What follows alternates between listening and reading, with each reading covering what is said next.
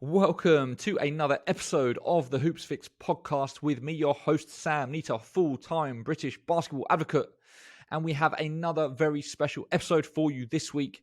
It is with none other than British Basketball Federation Chair, Chris Grant. He came into the role in November of 2022. So that's about 4 months in now. And we haven't heard a lot from him. There's been a little bit of criticism about a lack of voice from the Federation over the years, a lack of face for the Federation. And this is his first public interview since taking the role. And so we got a chance to delve into what he has been up to, what his priorities have been, what the issues have been, and where he's trying to get the British Basketball Federation to. You know, I think as we know, the UK basketball scene, the governance structure is a bit weird compared to other countries because we have the British Basketball Federation, which is the official member of FIBA, and then we have the home country associations as well. And, you know, they all have their own individual competing interests, which maybe shouldn't be competing. They should hopefully all be aligned. But as we've seen over the years through a number of different public statements, whether it's from players, administrators, people that have come in, you know, the revolving turnstile, which I talk about a little bit in the interview, of chairs that we've had of the BBF, it has not sort of led us to a fruitful position up until this point. So Chris has kind of come into this role to try to change that. You know, he's got an extensive background of organizational change and working within sports leadership. So it's really interesting to kind of hear his take on the issues that British basketball has faced and what needs to be done to hopefully turn the ship and get it to where we all believe it could be. As always, before we get into the show, please check out our Patreon account. That can be found at patreon.com/hoopsfix, patreon.com/HOOPSFIX. There you can sign up to give us a monthly or annual contribution for as much or as little as you'd like. If you like the work that we're doing, if you value the work that we're doing, if it brings joy to your life, or if it keeps you informed and helps you keep on top of British basketball news, please consider giving us a monthly or annual contribution. It really doesn't have to be a lot of money, but it goes a long way in supporting the work that we're doing. So please check out patreon.com/hoopsfix. As always, I would love to hear what you think. If you're listening on YouTube, leave a comment below. If you're listening on your podcast player, feel free to drop me an email, sam@hoopsfix.com, if you prefer some one-on-one interaction. Or if you want to discuss it publicly, you can reach out to us on every single social media platform at Hoopsfix. Anyway, that's enough from me. Here is this week's show with BBF Chair Chris Grant.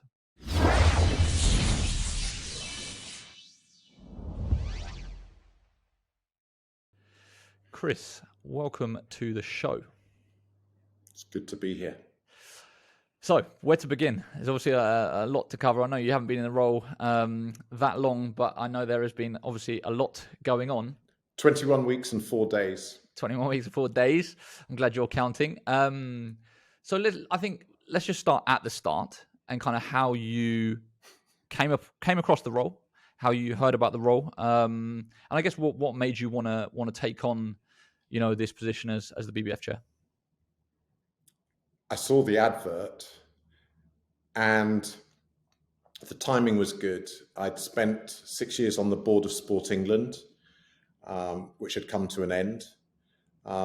I'd been chief exec of Sported, the Olympic and Paralympic legacy charity, which I'd stepped out of in 2018. A few projects had come to the end. And at the point where this came up, I felt I had the capacity to do it. And I've always been interested in basketball in lots of ways. So I was really happy to apply and even happier to be appointed and honoured.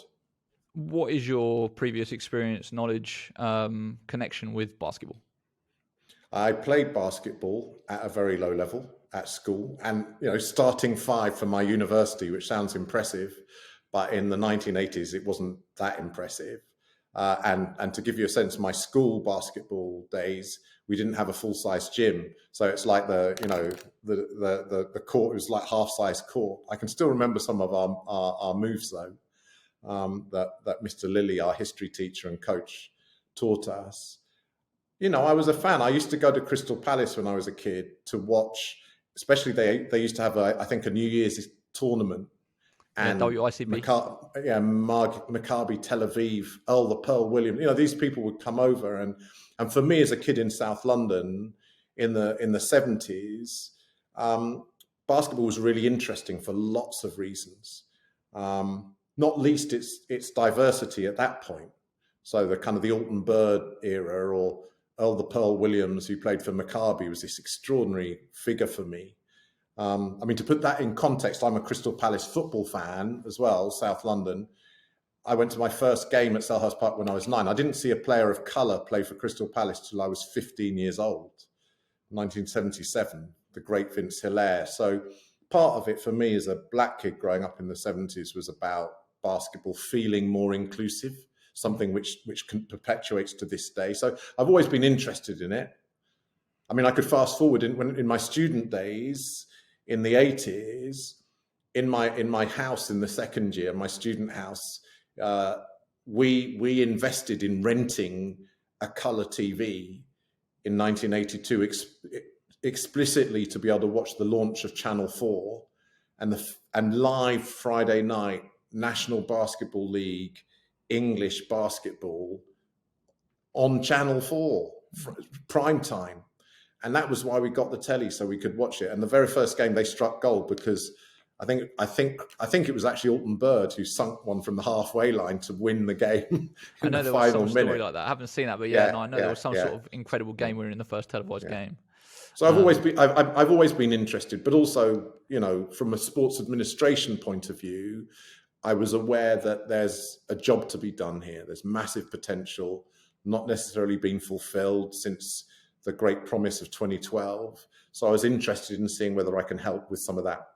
I was going to say, like, you know, your history, you've been around sports administration for a long time, and you have, and so you must have heard about basketball in England and basketball in the UK, and you must have had interactions with the governing bodies, or sort of heard that there might be issues, or maybe not. But I'd be interested in kind of hearing before you got involved, what your perception was of basketball as a whole. You know, why basketball maybe wasn't popular, or isn't as popular as people think it should be, and why it had kind of been held back. Like, what was kind of your preconception coming in of what it was? Well, my preconception was never that basketball wasn't popular, and I think the data kind of supports that, and that, which is that, I mean, it could be more popular, but loads of people love basketball, and the issue to me is why that's never been used as an asset or a platform effectively by the sport to build on in terms of its profile. I don't understand why some other sports, and it's not that I've got anything against other sports, kind of seem to have found their spot with the proliferation of TV channels, and basketball. I know it's changing, but it hasn't. The impression I had was of great passion, and for example, when I was chief exec of Sported, and Sported is a charity, a UK-wide charity which supports local clubs and groups using sport and activity to work with young people. And I think we worked out at a certain point that there were 97 sports and activities that our member clubs were using there.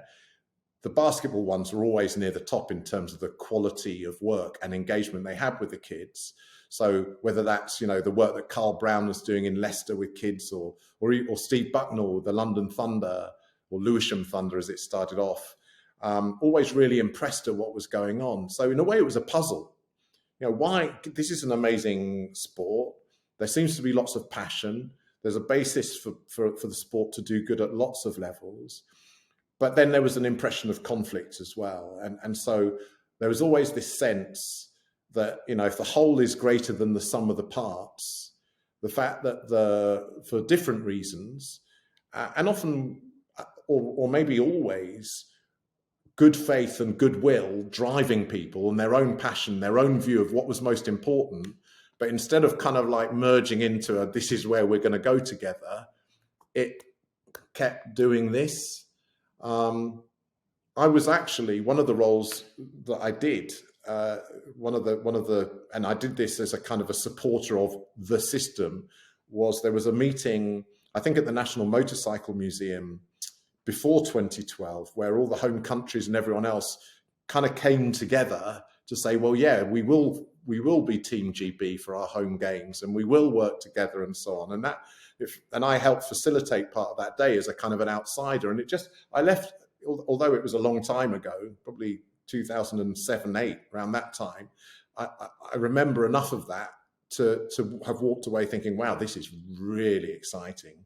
Look out, world, here comes British basketball. So as I say, since then, I've been kind of waiting for the reality to catch up with that. And in my time so far in the chair of the British Federation, I get a lot of that as I go around. People who have an interest in British basketball, maybe from the edge or the outside, they kind of look at me and go, why is it not kind of flying?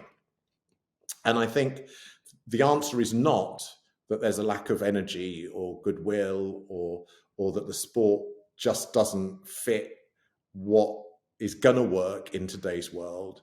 It's about the parts. It's about unity. It's about strategy, actually, which sounds boring, but I think strategy is really exciting when it's about, that's where we want to get to together. That's the bit that we can only do if we work together. And so that's what we need, I think.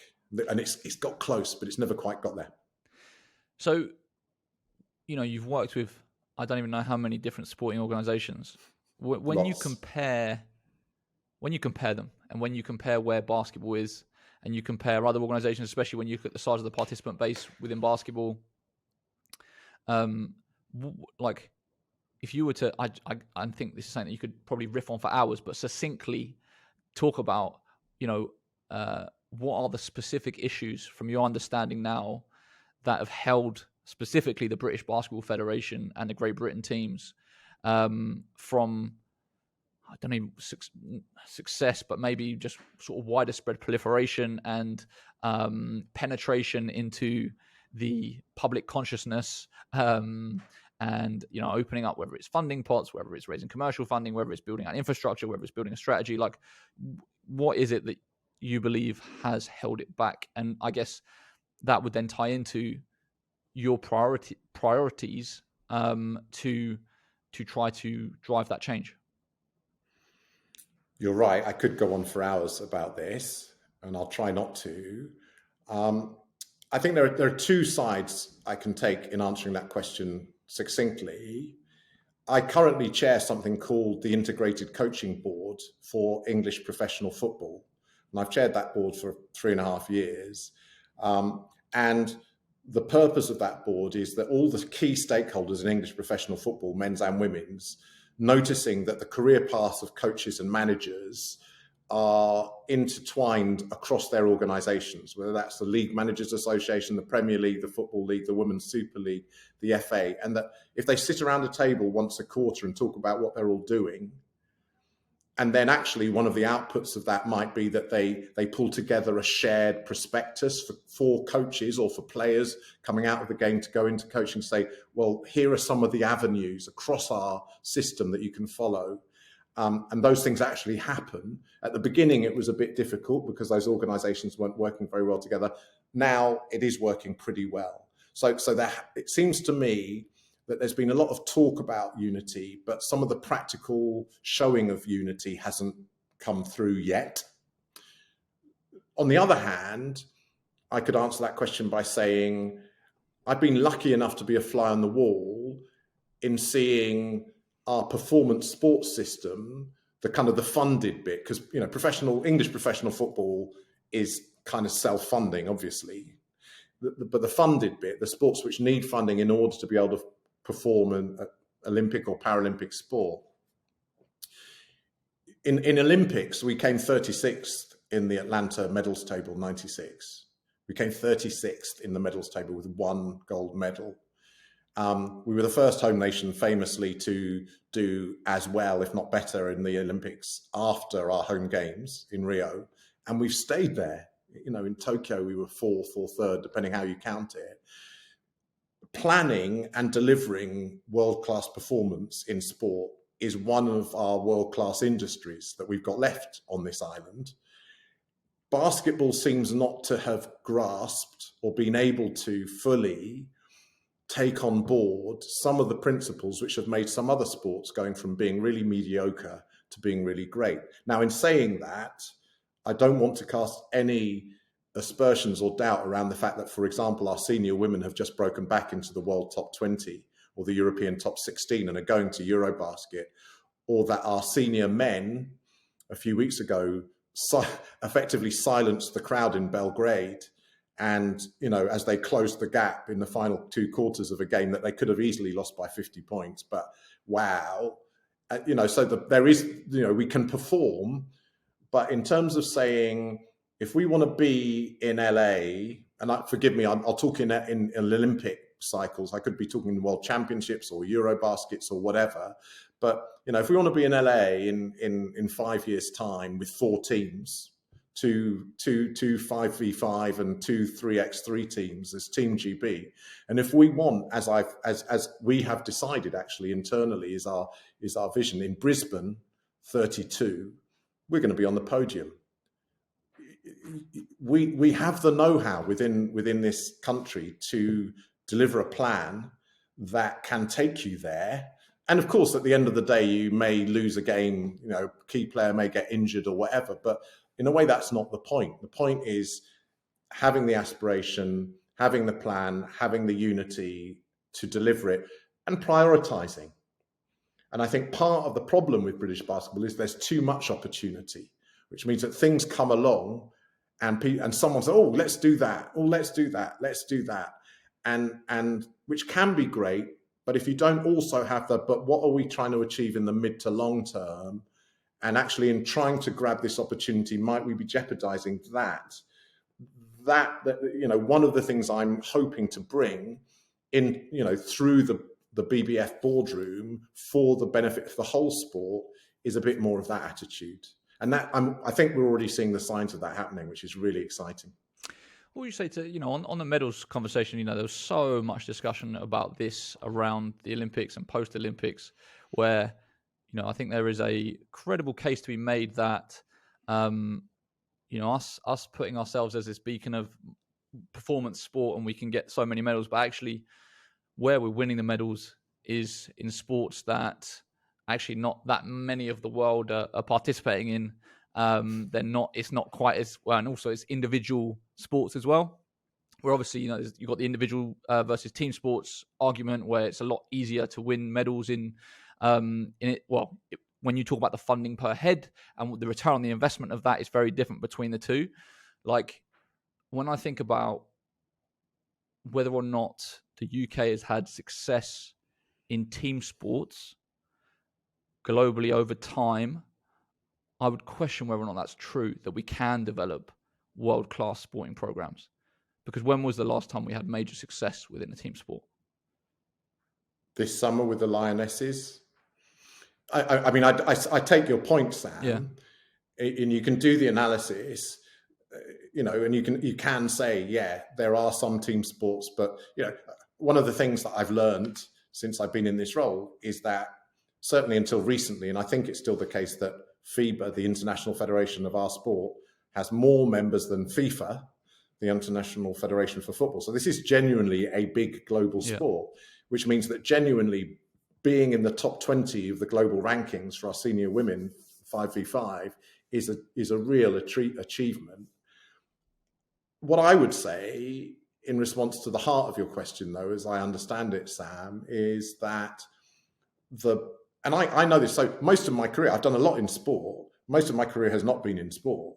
So my background is in organization development and mediation. And I've sometimes been the kind of the referee in the middle of kind of industries trying to work together.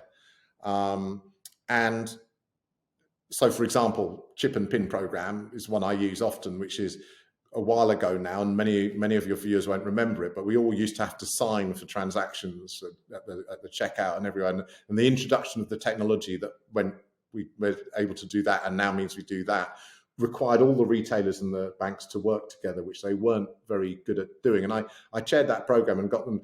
But the principles behind, for example, unification, every situation will be different, but getting the administration of a sport, whether it's a team sport or an individual sport, and frankly, we were rubbish at all the individual sports as well in 1996, the principles are the same.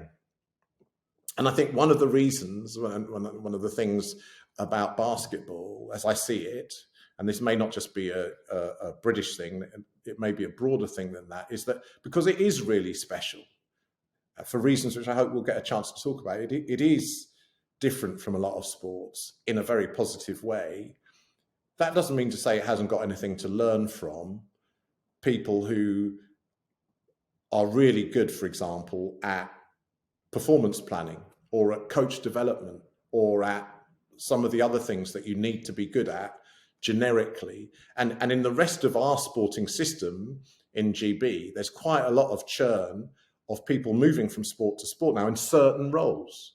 There are certain roles where absolutely you need to be steeped in the sport, but there are some roles where, frankly, someone who's not steeped in the sport and steeped in the interpersonal dynamics and the conflicts and all the other stuff that's been going on in the sport can do a better job than someone who is steeped in it. And it's, once again, from a boardroom point of view, it's what our job is to make sure that we're getting the right mix of people to behind the scenes to manage the sport. And that's one of our priorities for the coming months.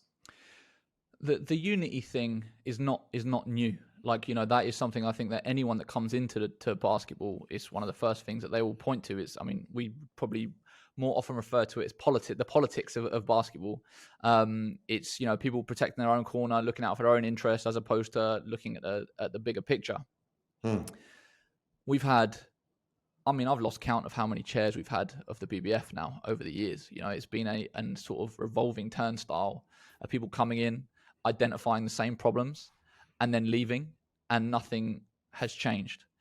So I'd pose two questions to you on that. One, why do you believe that you can do it differently, or what you're going to be doing differently to make the unification of the sport happen? And then two, is there an argument to be made that actually this model that we have of the BBF and then the home country associations below it just doesn't work because people don't want it to work, the people that are involved with the sport? And actually, maybe there needs to be a conversation with FIBA that we disband the BBF and we go back to representing as the individual home countries. And then in the future, you know, when the Olympics comes around, the home countries put on a program for 12 months leading up to the Olympics or whatever it might be, to sort of come together for the run up to that, for the Olympics, and then they disband again and go back to their separate ways to kind of avoid that the politics issue. Oh, well, thank you, because that final phrase, you know, to avoid the politics issue, I mean, your analysis, once again, we could talk about that one question for hours, but part of the answer to your question, Sam, is you can never avoid politics with human beings. So whatever you try and do, there will be politics, and there's a lot of interpersonal relationships.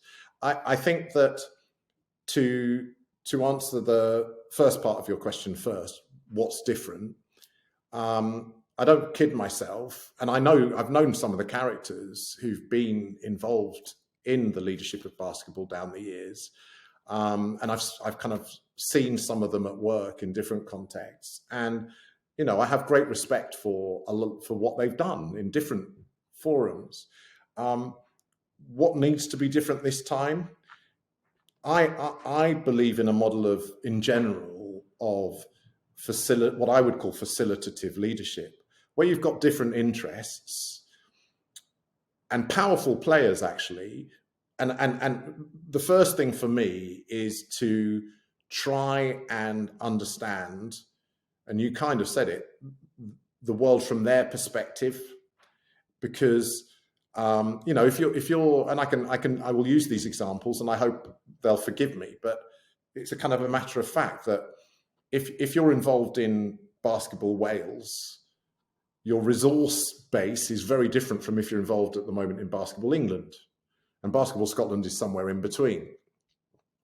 I'm the chair of British basketball, and frankly, if we're going to achieve what we say we want to, which is not only to be in Brisbane 32, but to be on the podium, you know, I don't care if the kid who's going to score the game-winning points for our men and women, all women, is growing up right now in Aberystwyth or Aberdeen or Aldershot.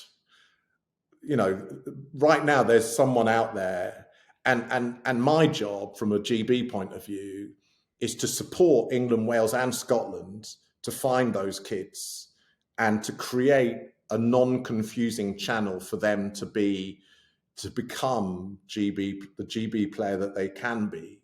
Now, there are different ways to do that, but I think one of the ways that's been tried is to kind of say from the top down, this is what the channel needs to be. My idea of facilitative leadership is to get the right people in the room to say, how are we going to make this channel work? How can you get what you need? And what might you need to give up? So it's not dodging the difficult issues.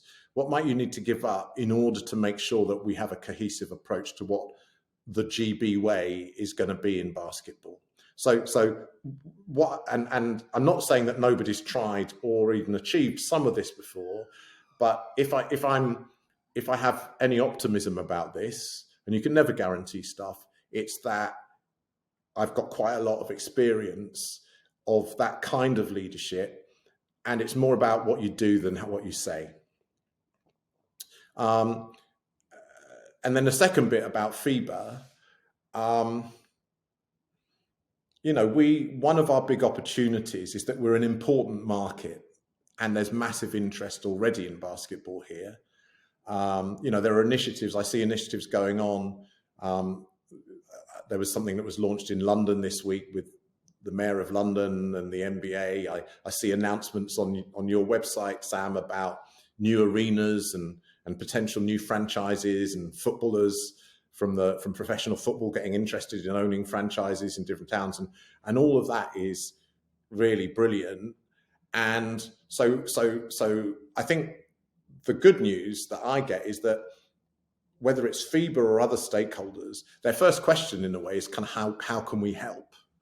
And if at the end of the day, because there are other sports which are basically run on an England, Scotland, Wales, and in some cases Northern Ireland basis, and as you say, every 4 years they get into that cycle of let's forge a Team GB, which primarily comes from whatever country it is that happens to be dominant. I think it's worth another go at seeing whether we can't come up with a better model, which doesn't mean, and this has been part of the conversation that we've been having, for example, with UK Sport, who are really important in this as the funder, the channel of government funding. What we're not looking to do, quite genuinely, is to build a kind of an organisation on top of the existing organisations, which just ends up kind of crushing them or being rejected by them. We're looking to build the minimum necessary facilitative structure on top that's really effective and efficient. It's not very big from a British Basketball Federation point of view, but it's bigger than the current organisation, because coming in as chair, I sort of knew this, but actually coming to terms with any organisation of our status and function, which has 0 employees, has people contracted for the win, but kind of saying, hold on a second, 0 chief exec, 0 COO, 0 finance. We contracted these functions in, but I'm not looking to build a big organization here. And I don't think we need one, because there's loads of capacity and talent and passion in the countries and in the clubs and in the communities. I've seen it. So what I'm looking to do is to create what we need to align that. Chances of success, I think, are growing. So it's week 21, 4 days, I think, today. I think that if we were having this conversation in week 15, I would have been less confident than I am today that we can succeed. And as long as that remains the trend, I would expect that within the next 2 to 3 months, we'll have some really solid capacity in place that I can show you and show the nations. It's already happening actually around the planning for the age groups this summer, which I'm really enjoying seeing from afar, just watching the people in the different nations working together to create what I hope will be one of our strongest showings at under 16s, under 18s and under 20s this summer. and it will be strong because we'll have drawn on the capacity from all the nations. So what do FIBA actually say? Do they like, has there been any conversation about potentially reverting back to removing GB as the official? Because I feel like when you talk about the remit of GB, it's in a very weird place, and it's one of the reasons it doesn't have the capacity. It's because of the fact that the funding model in this country is very much more based around grassroots sports, and then you got the elite, and then because essentially the BBF is really responsible for your youth teams and the men's, senior women's. What's that, like 8 teams? Essentially running eight teams every summer. But then also because they're the official FIBA body, they've got other responsibilities like the BBF license and a couple of other bits, and it kind of leaves you in a weird sort of place.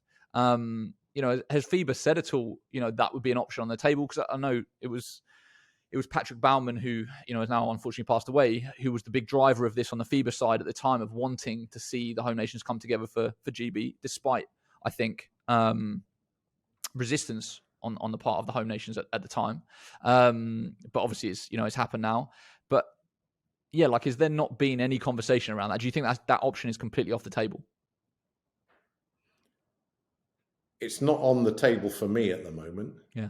And I took on this role as the chair of the British Basketball Federation. I believe in the British Basketball Federation, and I believe we can make this work. I can understand why, if we were to go another 2, 3, 4 years and we couldn't make it work, then at some point you need to look at another model, because at that point it will be 15 years. I genuinely believe this can work. But to answer your question directly, Sam, I haven't had that conversation. I don't expect to be having that conversation in the near future. Okay.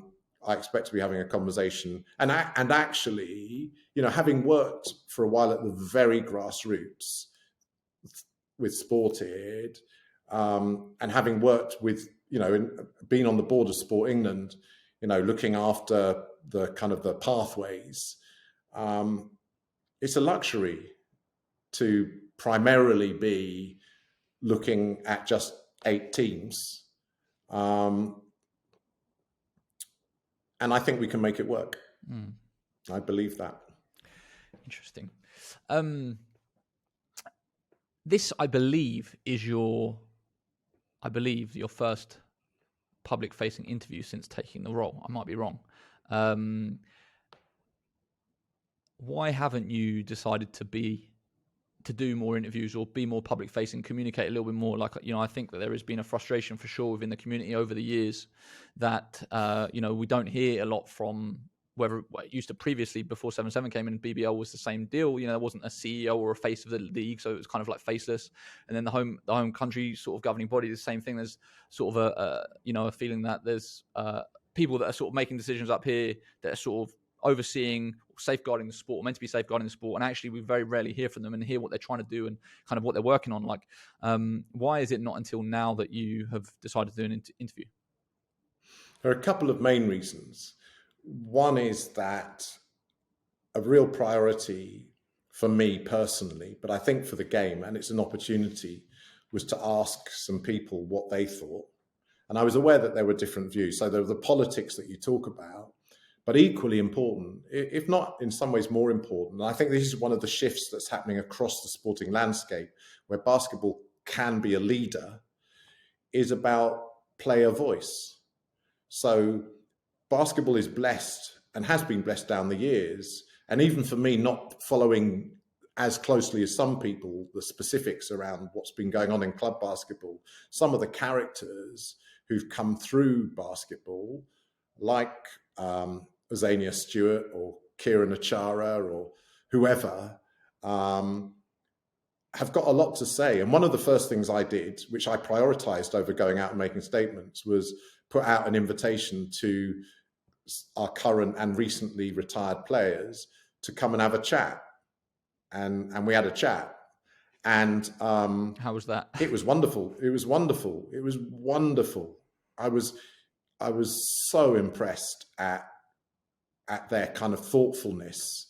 And frankly, at their resilience in having managed to be as good as they were individually and collectively in a non-ideal situation. So hearing from everyone, but hearing from players first was important. That's part of the answer.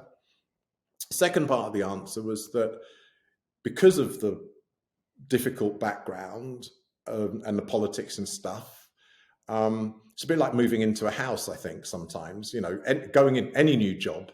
You got the estate agent's description, and then you go and visit the house, and you say, "Oh, nice house, needs a bit of work," and then you move into the house, and then you say, "Oh, all right, okay, so this bit needs quite a lot of work, and maybe we won't be using that bathroom for a while, or whatever."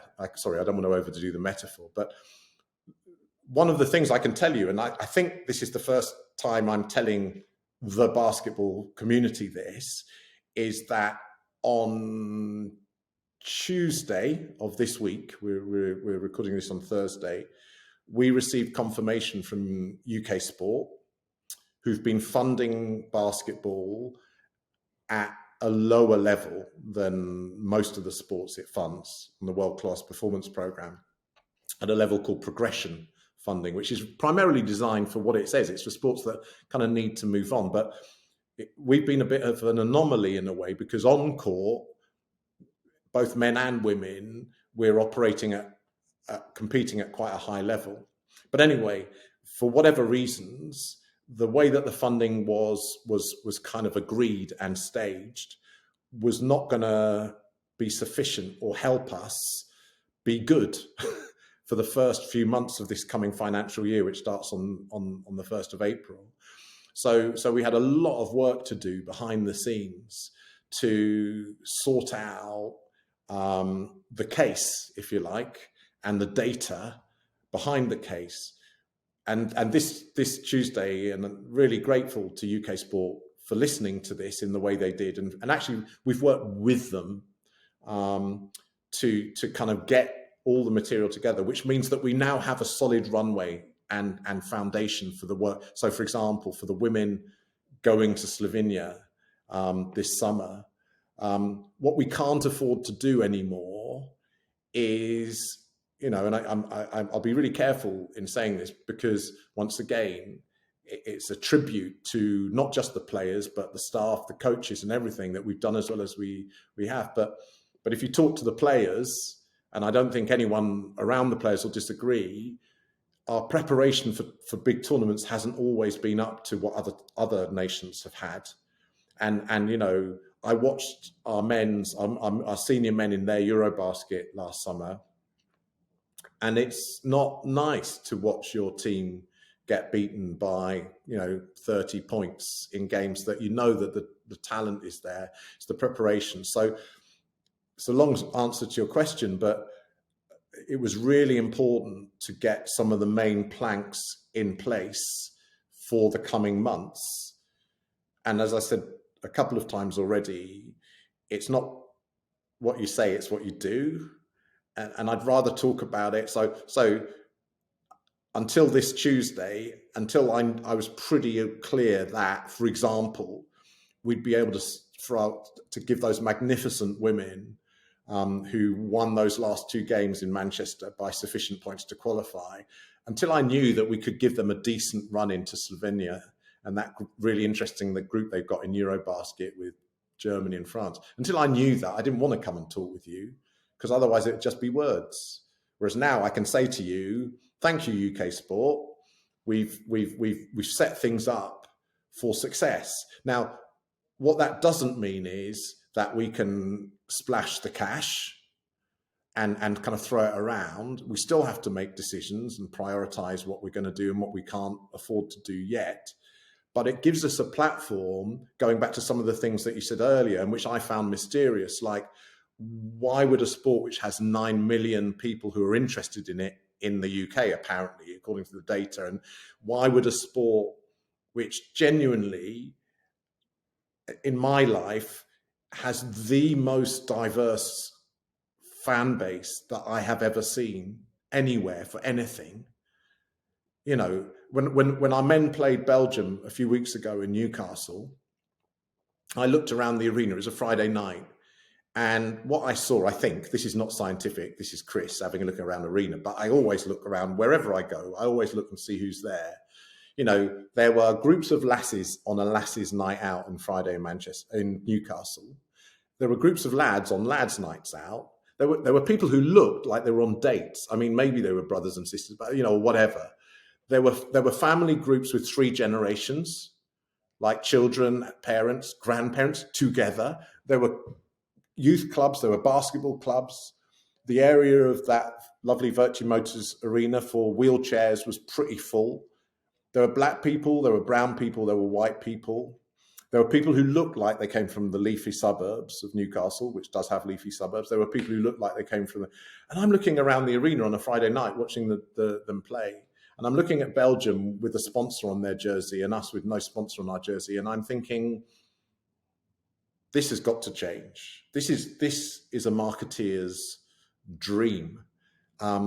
So the fact that we now have a runway is our chance over the coming few months to begin to open up some of these avenues. And I will say it, and I haven't asked their permission to say it, but one of the reasons that UK sport have done what they've done for us, and it's not, you know, in itself, it's not going to, you know, transform basketball. It gives us a platform. It's really important. But one of the reasons they've done it was that the chairs of the 3 home country associations, and this was not orchestrated by me, they did it, wrote a joint letter to UK sport last weekend saying, we think this is shifting in a really positive direction. Please support what the British Basketball Federation is trying to do with us, not to us. And I think once they'd picked themselves up off the floor, the UK sport folk, when they saw that, thought this could be for real. And that was part of the basis and the important part. And I want to use this opportunity to say thank you to Stephen, Matt, and Gavin, who's acting into that role in Wales at the moment, for taking that initiative. It's been tough for everyone, I think, through the last months and some years for some of them. But to come together in that way and to have that vote of confidence coming out of the nations, it also is part of my answer to your previous question. What makes me think it can be different this time? The nations and the leagues we're having conversations with too, from a BBF point of view, saying how can we make sure that our interests, men's, women's league, and the national team are all being served together through what we do. So what is the actual commitment from UK Sport? Are you able to share that? The commitment is it's not about the amount in the first instance, it's about the scheduling. And what they're doing is, rather than doing what I think is a sensible thing historically to do, which is to kind of spread out payments, they basically said, okay, we'll trust you. We'll invest all of this year's money. And I'm not going to say the amount. It's not appropriate. It will become visible, but right now it's not. We'll as long as you show us that you're getting the systems in place to be able to report on this well and do it all, we'll front load it, which gives you the runway, as I say, to be able to perform. And what that means, because, you know, if you're going to sign a sponsorship deal with any sponsor, the first questions they're going to ask you are, you know, how do you know how we're doing with this? How have you got the systems in place to be able to capture the data and report stuff or whatever? And fundamentally, they're going to say, if we're going to be on your jerseys and you're telling us that the November men's qualifiers for EuroBasket you're going to hit the ground running and you're going to have a program up there, they want to know that you can deliver that program. The women's qualification, once again, for this summer's EuroBasket was massive. And we ran a little prototype. Some of your viewers may be aware of it, but the hotel that our women have stayed in for the last few cycles at home in Manchester, the Holiday Inn in Manchester City Centre, have an artist in residence. And our captain, who's since announced her international retirement, go out while you're on top, maybe. But Chantal Handy also happens to be a really talented artist. And by the way, one of the things which basketball has over just about any other sport is the overlap with kind of visual art, with music, with street culture, all these things. And so our captain, Chantal, is a really talented artist. And I'd seen some of the work that she'd done, and she designs her own shoes and so on for the court. So the hotel has an artist in residence, and they did a joint project, Chantal and Sasha Ray, this artist, which became a motif which went onto the jerseys for those final 2 games. And the hotel gave us some really good value in return for that, because it was kind of promoting them in a way. But it was also showing everyone that we can be good ambassadors for their brand. So what we've got now is the opportunity and the collateral, if you like, the material to put behind the pitch, which goes out to people. I was on a platform on Friday for International Women's Day, an event in London, 200 women, and I was one of the token patriarchs, kind of saying, well, actually, if it's going to change, it's going to be us to a great extent. And what I know from the conversations that took place in the main room and behind the room is that when people hear that you're involved in British basketball, they kind of leap forward. And a lot of these people are representing brands that should be on the front. They should be fighting with each other to be sponsoring GB basketball. And once again, I know that there are lots of reasons why it's been hard up to this point for the different bits. And I know that there have been some successes in attracting support at home country level or for particular programs. This is the time where we need to, and we will, if it's anything to do with me, have people boxing out and saying, no, we want to be on those jerseys. Now, for the women going to Slovenia, I think it's 90 days since that tournament till that tournament starts. Don't have much time. I'm optimistic that we'll get something good for that. But by the time we get to the next cycle, the end of this year, I expect us to, and we don't need to do masses. We just need to show that we can diversify our revenue streams. And so basically they're saying we're going to give you enough funding to give you I don't know whether it's the bare minimum, what you can actually hire some executive staff that can do stuff, deliver stuff, whether it's a commercial manager, whether it's a COO operations person, a performance lead, all those things. Okay, so there will be a start building out of a front office staff for the federation again to be able to do stuff, and then you then need to prove that with those staff you can actually start delivering stuff, and then hopefully they will continue to keep it rolling whilst you try to get to a path of sustainability through commercial income and other revenues. Yeah. And all of the above, and what we've already done. So I'm 21 weeks in, 13 weeks in, i.e. 8 weeks ago, we started getting the benefit from what I've been calling an interim exec team. So it was pretty quickly apparent to me that, your question from earlier about, what makes you think that you can do it different from anyone else has?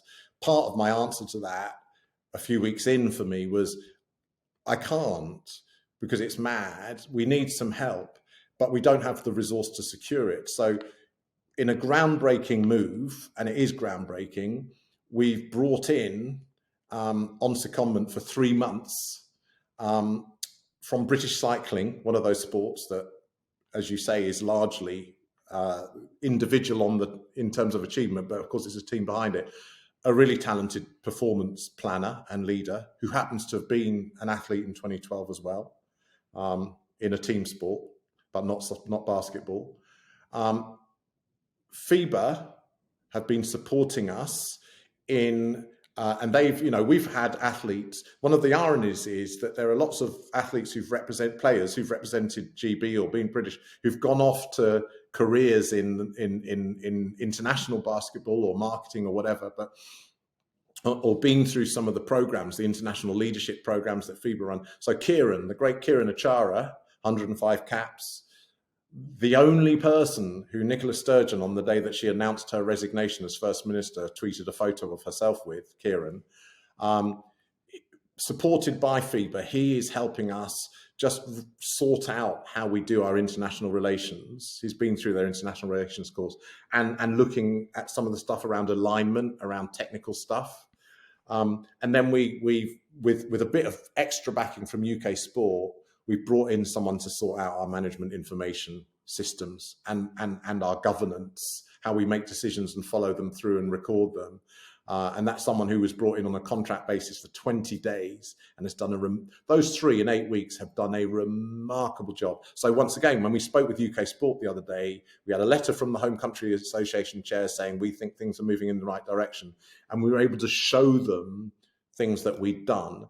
And you're right, what we now have the opportunity to do on the back of their decision, UK Sport's decision, is to not wave goodbye to those resources, but to have resourcing over the coming months.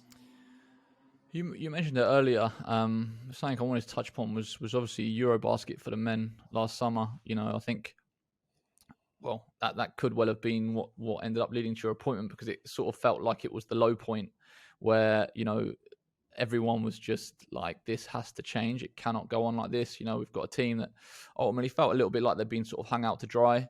There was no public face taking responsibility or accountability for it.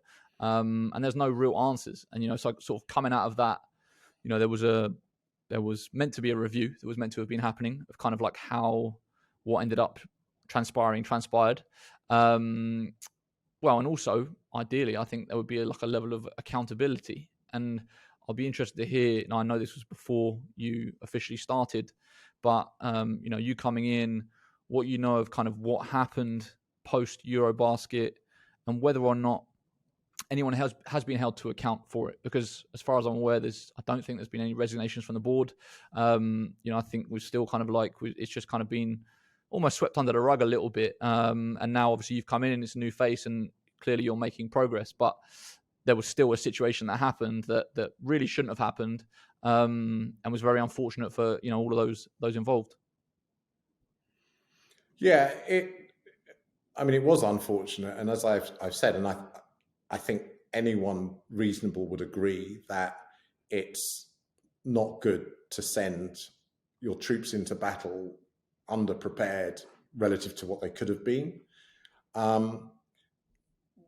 What I haven't spent a lot of time on is going. As I say, one of the first things we did was talk to some players, and there were, and I can once again, I've named a couple of names, but someone like Dan Clark, who another one of your interviewees, coming to the end of his of an amazing career as a player, but who was kind of involved in that. Listening to them, one of the things that I think I can say with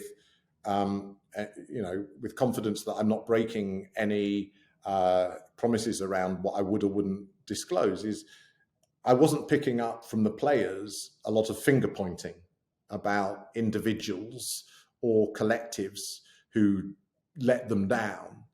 Can you argue that was because they didn't know who was even responsible, because they had it was just a skeleton organization, Possibly.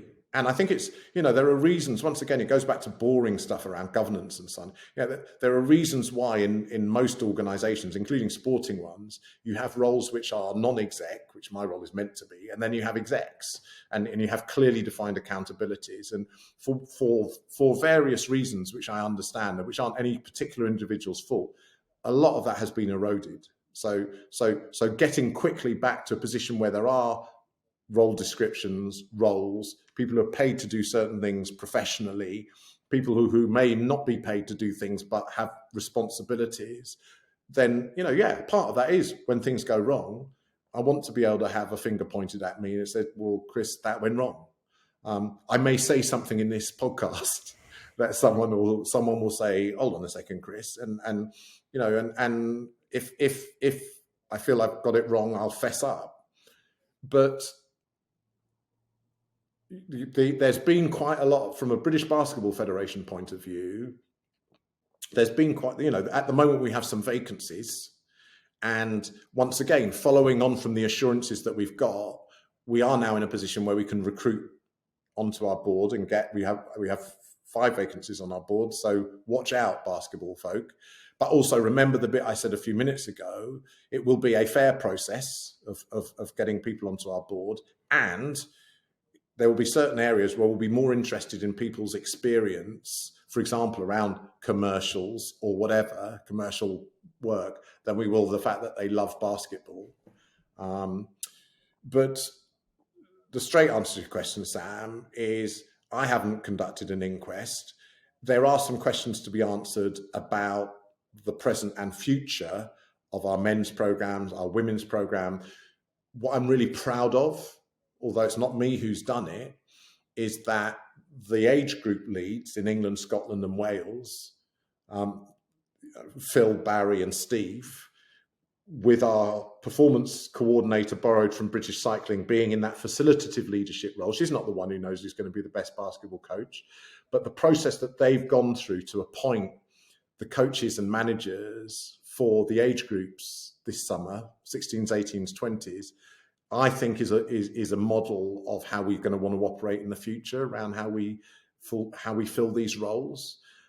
There are some decisions that are going to have to be made around, and by the way, you know, the coaches who've been involved with all of our programs, once again, can't be held. I don't think they don't deserve to be held accountable for any failure. Quite the opposite.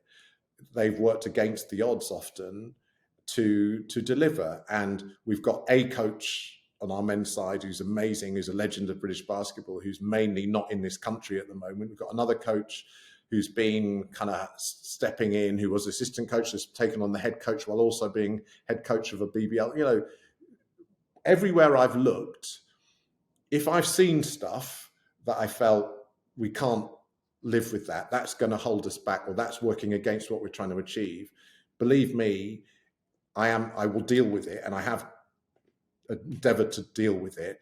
But if I look around, I say, well, there's someone doing their best who maybe hasn't been given the level of support they could have been, then my job is to give them the level of support. And there's been a lot more than that than has been of, you know, you shouldn't be doing that job. So in an ideal world, like you said there, like kind of like there really wasn't the structures in place, the procedures in place, whatever you want to call it, to, I guess, for accountability to take place.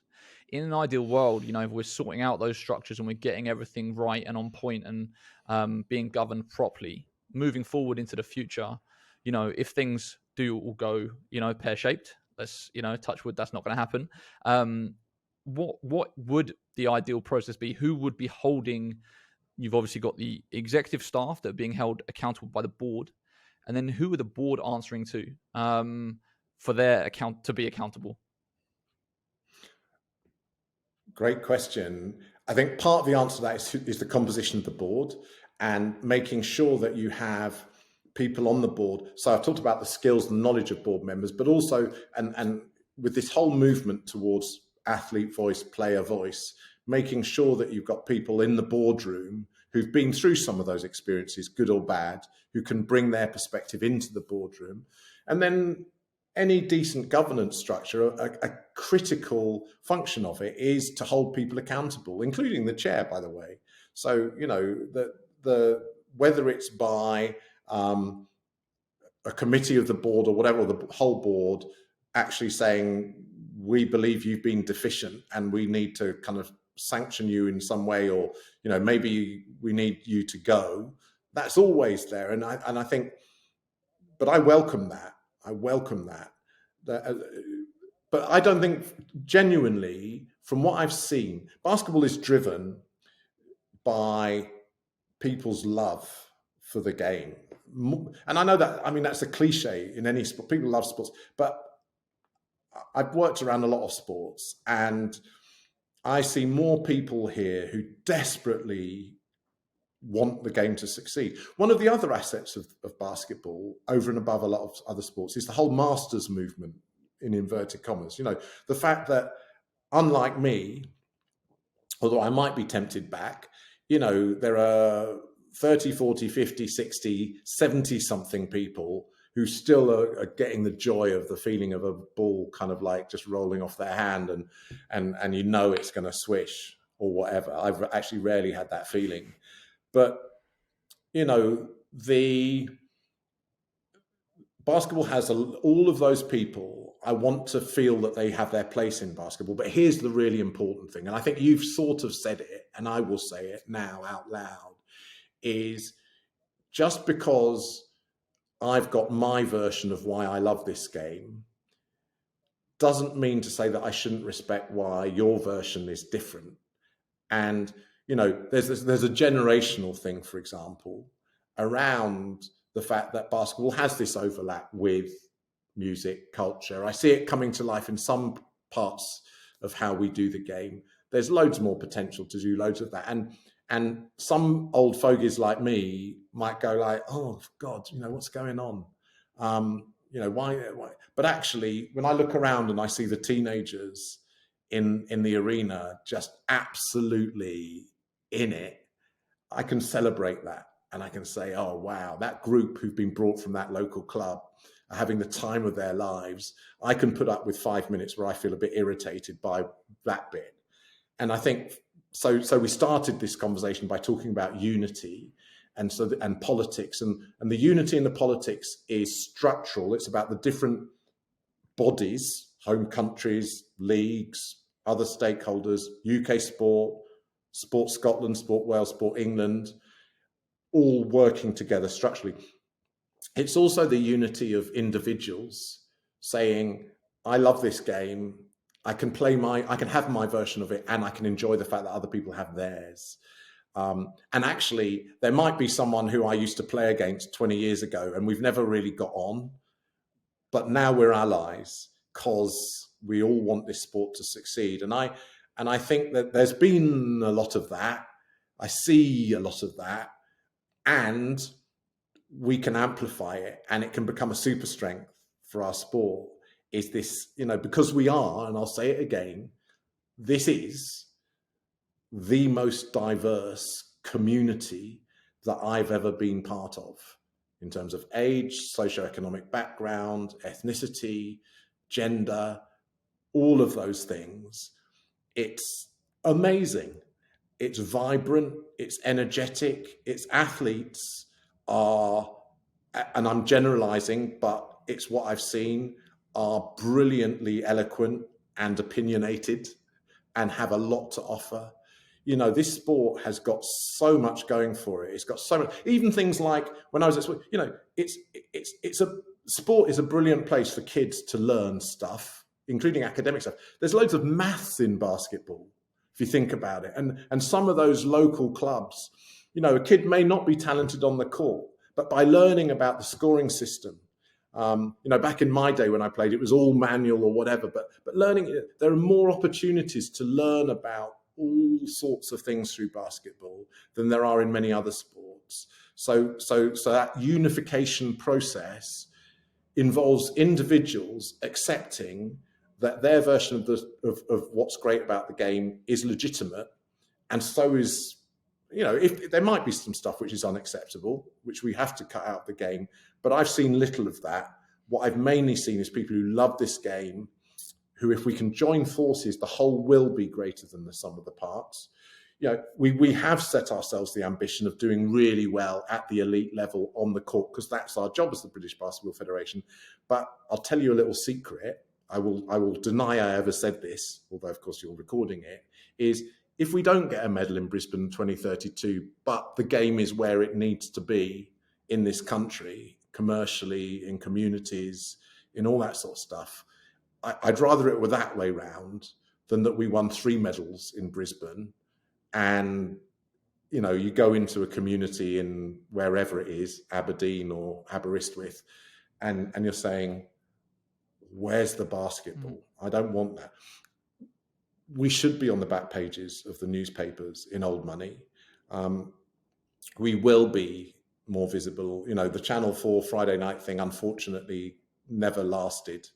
But the next version of that will be smarter, and we'll have learned. And we'll, frankly, and I'm not just blowing smoke up your podcast, but, we'll learn from the people, and you're not the only one, but the people who've been making those connections already down the years. So a lot of the things I've talked about today, I've said, we're already doing this to some extent.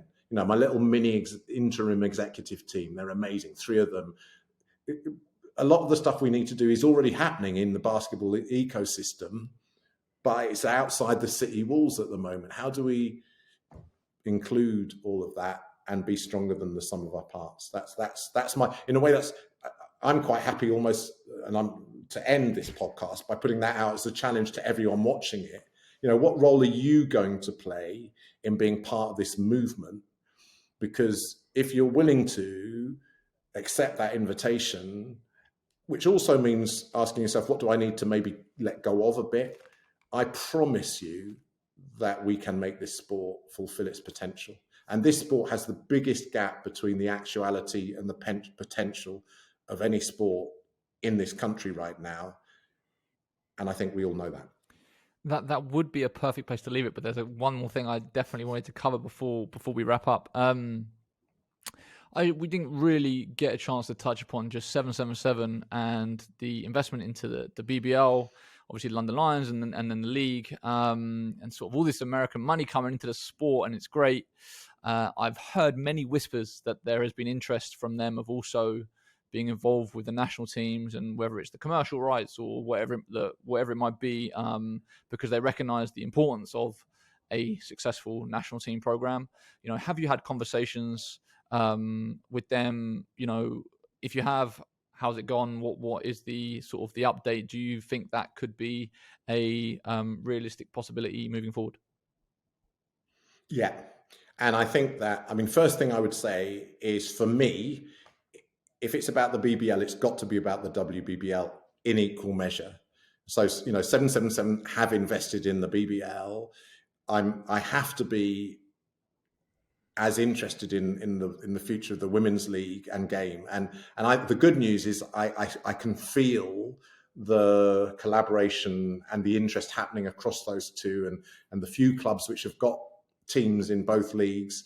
I think that will grow, and that will be a trend. Second thing is that 777 haven't just injected money; they invest know-how, and some of the capability that they are bringing to the British game is going to help me not have to hire people, because we'll have that capability, and the signs are really good. So, for example, around some of the deals that they're going to need to do, it obviously makes, frankly, the way I see it is either we're working with them or we're competing with them.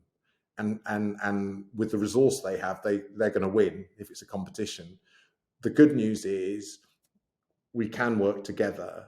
And those amazing ambassadors, the current and retired players, for example, have a foot in, they've played in our leagues, most of them, and they've represented us at GB. So the signs are good. I've spoken with them, men's and women's leagues, several times during my tenure so far, and I expect those conversations to be a common occurrence. And could you see a situation of them investing money into the national team program? I could. I think that what I'd like is from a GB point of view is to kind of earn that money, and that the basic structure of a relationship between a national federation like ours and the leagues ought to be built around the licensing, and that there are license agreements and arrangements in place and evolving. So at the heart of our relationship, I want to make sure that the licensing value exchange is what it needs to be. So that's a priority for me before, so if 777 just came along and said, here's a check, it's not about looking a gift horse in the mouth, but it's about saying, in our order of priorities, which also serve them and the league and everyone, it's, have we got the basic relationship right first? And then that. But as I say already, just in thinking about where are the opportunities around commercial partnerships and so on, that's something that we are doing, to my mind, in tandem with them. When you talk about licensing, just to be clear, that is the fact that the BBF awards the operating license for the professional league in this country. So essentially the BBL cannot, and the WBBL cannot be the professional leagues in this country without BBF sanctioning or awarding them that license, which they pay for, right? So I would assume that we could assume that if there is a lot more money going into the leagues and the franchises, and the league is getting richer, and there is more of an economy around the leagues, the licensing fee would increase accordingly, which would then give the BBF a bigger source of revenue as well. Ultimately, yes. I think the mistake to make would be to assume, I think what happens in the real world is that often the period after there's an injection of capital, almost the opposite applies, because the pressure on the system to demonstrate a return that it can return makes it harder for that organization just to start shelling out more money to people. So I think part of our job, this is where our interests are in common. What we want are strong leagues, which are, and the definition of strength needs to include really good places where we can cultivate our talent to be on court for GB. So I'm sorry if this once again feels like a convoluted answer to what should be a simple question, but the ultimate answer is yes. But the trajectory towards more revenue might involve things staying flat for a while before they go up. And I'd rather make sure that the leagues are healthy, that they're inclusive, that they're addressing the interests of the GB bit and not just the club playing in international competition bit, for example, first, and then get more money. But I think that's, once again, we're well along that path. So I expect the leagues to be happy to be paying a higher license fee within the next couple of years, because it will be part of being part of a more healthy ecosystem. The other thing that I think would be really good for both me and the community to know is just how much do you think it would actually, what is the number that the British Basketball Federation needs to run a successful program every year? Like, I'm not talking about the bare minimum. I'm saying, what do you think would be a good amount that the federation would need to bring in to, put on world-class national team program, as well as operate in a way that you'd want to operate to be a successful federation? What is the figure? Wow. That's a great question, which I'm not going to answer actually now, because I mean, I gave an answer earlier on, which was about because there is capacity in the home countries, because there's a growing amount of capacity in, for example, the leagues. We're at the point, and to take that last answer about the leagues, we're at the point where we're collaborating with the leagues in scoping stuff. Can we actually do deals with partners out there, which we co-sign with the leagues and bring in stuff? I don't know yet. So it is a bit of a how long's a piece of string question, Sam. I do know the bare minimum for a viable kind of program that we need, because we've been pulling all this data together as part of our case to UK sport. I apologize to you, but right now I'm not going to tell you what that number is. And partly that's because, part of the reason for that is because and I'll say it, once again, this is one of those things where I might get held to account, but it weakens our position when we're talking to external suppliers, for them to know exactly what proportion of our total required income we're asking for. So it's not about, it shouldn't be about that. No, our women, senior women going to the EuroBasket, what are they worth relative to other properties and other groups of athletes and other stories and sets of stories, the personal stories, what they've come through, the trajectory out of wherever to college in the States or wherever they've gone and go, what are they worth? They're worth millions and millions, on the back of the football Lionesses performance. And it's not all about football, but I hugely salute the fact that just a couple of weeks ago, the Westminster government announced a £600 million investment in girls' sport. I support that, and basketball should be part of that.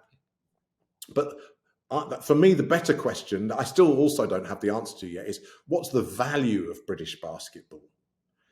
Not what does basketball need to run a minimum viable program. What's the value of British basketball really when you compare it? And if I just take women's 5v5, we haven't even talked about, I was at the 3x3 in the Commonwealth Games in Birmingham what's the value of that at GB level? Tens of millions, right? What do we need to run a minimum viable program? Much less than that. But I'm not going to give you a number right now. I'm sorry, Sam. Understood. And then we spoke about the women. The men, what is up next for the men? Are they going to be in the pre-Olympic qualifying tournaments at the end of this year? I don't know. What I do know is that the most important thing for the rest of this year is November and the start of the EuroBasket qualifying. I know that the deadline for entering the pre-Olympic qualifying is this week. We're talking with FIBA. We're talking with people involved in the program, including some of the individuals I've mentioned who've been more recent players, about what's our best trajectory.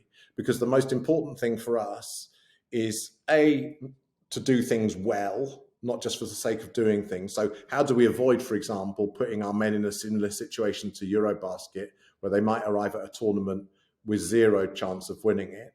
But more importantly, how do we make sure that we're strong for November? And my straight answer to that is we're in the final stages of defining that. But I will tell you this, and this is a message to the athletes, to the players, as well as everyone else, is that our number one priority in how we're thinking about this is how do we make sure, I mean, if things happen, you might get on court and something might happen, which means that we get not the kind of performance result we want. That's part of sport. That's why it's interesting. But we will learn from what happened in last summer's EuroBasket. And now with the added security that we have, at least for the next few months, we will make sure that we build something that makes you strong when you need to be and gives you the support you need to be. And when you need to be strong in the coming period is in November for that window. So that's a really good example for me, actually, of something which basketball is getting better at, which is, and I think I said it once again at the beginning of this, which is fix your eyes on, get a view of what the long-term objective is, see where the milestones are and the midterm objectives, and be really rather single-minded about how you best get there. That second half in Belgrade, where some of our youngsters were part of silencing that crowd and just remarkable things happened. Some of those players might not have been there if a full squad had been available. The question has to be for me, what's the best experience we can give them in the next few months, along with the kind of battle-hardened veterans who were there or who couldn't be there. That means that we're playing at our top level when it really matters. So the decision being made, the decision will be announced as to what we choose to do. We will play competitive basketball this summer. That's for sure. We have to. Whether that's around camps or whether it puts that particular tournament at the heart of it, we'll get there. Okay, great. I'm conscious of time. Thank you so much for giving up an hour and 15 minutes to me. Much appreciated. And I think the community will also appreciate, hearing from you and kind of the journey that you've been on and are continuing to go on. I wish you all the best with it. I really look forward to seeing GB make some progress over the coming months and years. And I'm sure we will catch up soon to check in on progress at some point, hopefully later on in the year. Thank you, Sam. It's a pleasure to be here, and it's a pleasure to have become part of this basketball community.